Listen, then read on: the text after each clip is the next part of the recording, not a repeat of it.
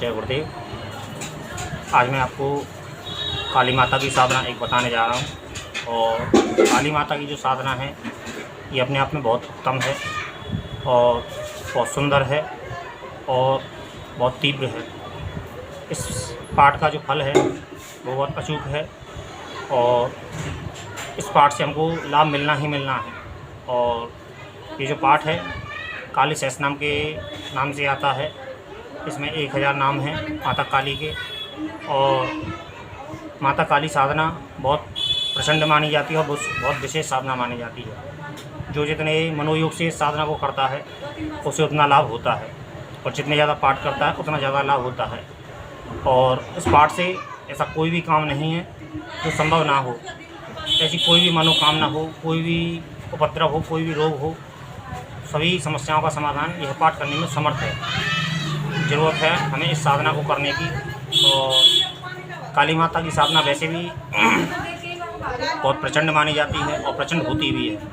माता काली के स्वरूप को सभी जानते हैं। माता काली का जो स्वरूप है और बहुत प्रचंड शक्ति है ब्रह्मांड की। और ऐसा कोई भी काम नहीं है जो इस कार्य से ना बन सकता हो। इस साधना से, इस पाठ से माता त्रिपुर सुंदरी ने भी ऐसा एक विशेष लेख है कि इसी पाठ में आता है, काली सहस्त्रनाम पाठ में ही यह आता है। यह बात आती है कि जब त्रिपुर सुंदरी शक्तिहीन हो गई थी तो किसी ने सुझाव दिया था कि माता काली की साधना करो, काली सहस्त्रनाम का पाठ करो। तो त्रिपुर सुंदरी माता ने इसी काली सहस्त्रनाम पाठ से बहुत अद्भुत शक्ति पाई थी। और आज 10 विद्याओं में त्रिपुर सुंदरी साधना का क्या स्थान है आप लोग सभी जानते हैं। तो कहने का अर्थ ये है कि इससे सभी मनोकामनाएं पूर्ण होती हैं और सभी समस्याओं का समाधान होता है। और एक इसमें एक विशेष गुण और होता है कि स्त्री की जो भी समस्या होती है, खास करके बच्चे से संबंधित, गर्भ से संबंधित जो समस्या होती है उसका पूर्ण निवारण करती है। स्त्री को जो समस्या रहती है गर्भ से संबंधित, बहुत सी समस्या रहती है। किसी का गर्भ बंधा हुआ रहता है, किसी के पेट में बच्चा आता है तो वो ठहरता नहीं है, और किसी को लड़कियां ही लड़कियां होती हैं, या फिर किसी को संतान ही नहीं होती है, किसी संतान का योग ही नहीं बनता है। तो उस महिला के लिए बहुत विशेष लाभकारी, बहुत उत्तम पाठ है ये। और उसे जो पुत्र प्राप्त होगा वो कभी पुत्र प्राप्त होगा। तो ये इस पाठ में वैसे तो बहुत विशेष गुण है और सभी मनोकामना को पूर्ण करने में यह समर्थ है। और इसकी साधना जो, इसका जो फल होता है वो भी तीव्र फल है। ये मेरे देखने में आता है क्योंकि मैंने माता काली का 1-2 अनुष्ठान किया है। तो माता काली के अनुष्ठान, इन्हीं अनुष्ठान से संबंधित मिलते जुलता एक अनुष्ठान था जो मैंने किया था। और वाकई में उस पाठ का जो फल था मैंने देखा था, बहुत अच्छा रिस्पॉन्स मिला था मुझे अपने जीवन में। तो कहने का अर्थ मेरा केवल इतना है कि यह जो काली माता की साधना है, क्योंकि काली माता की साधना सभी लोग करना चाहते हैं और प्रचंड साधनाओं में आती है माता काली की साधना। और जो तंत्र मंत्र की साधनाओं में देखते हैं, तंत्र मंत्र की साधना करना चाहते हैं, उससे बेहतर काली माता की साधना करें और भगवान की उपासना करें तो ज़्यादा बेहतर रहता है। और तंत्र की उपासनाएं बहुत कठिन होती हैं और उनमें एक अलग विधान भी होते हैं। लेकिन यह जो विधान होते हैं ये सादा सिंपल विधान होते हैं। सात्विक तरीके से आप कर सकते हो माता काली की साधना, उपासना, और इससे लाभ कमा सकते हो। और मेरा ऐसा मानना है कि आपकी जो भी समस्या होगी, जो भी कामना होगी, उससे आपकी सभी पूर्ति होगी।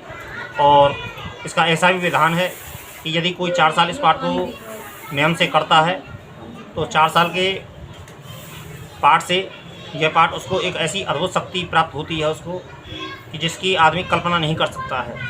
उस पाठ की यह 4 साल यदि कोई साधना करता है तो इसकी यह खासियत होती है कि 4 साल में वो व्यक्ति इतना समर्थ हो जाता है, किसी भी सर पे, गूंगे व्यक्ति के सर पे भी अगर यदि हाथ रख दे और वो इस मंत्र को बोल दे कि वाणी बद, तो वो कुछ भी बोलने में जो स्वयं साधक कल्पना करेगा वो चीज़ वो बोलने में बोल देगा। इस पाठ की यह खासियत है। संत ज्ञानेश्वर जो आते हैं उन्होंने कहते हैं ऐसा कि भैंसे के सर पे हाथ रखा था, भैंसे ने वेद मंत्र बोले थे। महाराष्ट्र के जो संत हैं संत ज्ञानेश्वर, तो वो यही साधना, वो साधना है जिस साधना के बलबूते उन्होंने यह चमत्कार किया था।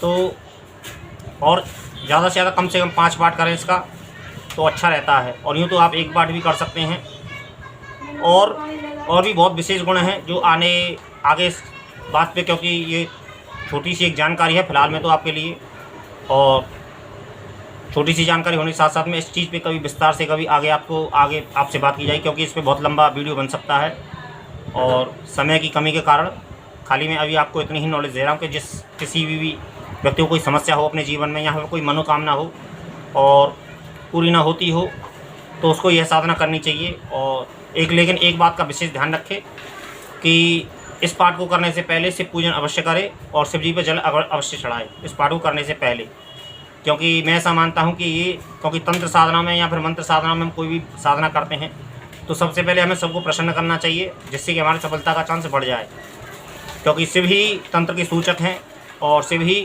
तंत्र के ज्ञाता हैं और शिव ने ही तंत्र की उत्पत्ति की है। तो मेरा ऐसा मानना है कि सबसे पहले हमें इस पाठ को जब भी करें, जब भी आपको पाठ करने का मन करे और करना चाहें, तो सबसे पहले शिव पूजन अवश्य करें और शिव जी पर जल अवश्य चढ़ाएं। ऐसा मेरी राय है, ऐसा मेरा सोचना है, और आगे आपकी मर्जी। लेकिन इस विधान को करने से पहले इस बात का विशेष ध्यान रखें कि शिव जी का पूजन अवश्य करें और शिव जी से आज्ञा लें, शिव जी से प्रार्थना करें कि मुझे इस साधना में सफलता मिले। और आप अपने जीवन में देख सकते हैं, बदलाव देख सकते हैं, और बहुत 1 महीने के अंदर अंदर आप बहुत बदलाव देख सकते हैं अपने जीवन में। और आप यह मानने पर मजबूर हो जाओगे कि हाँ, इस पाठ में चमत्कार है, इस पाठ में शक्ति है। जय गुरुदेव।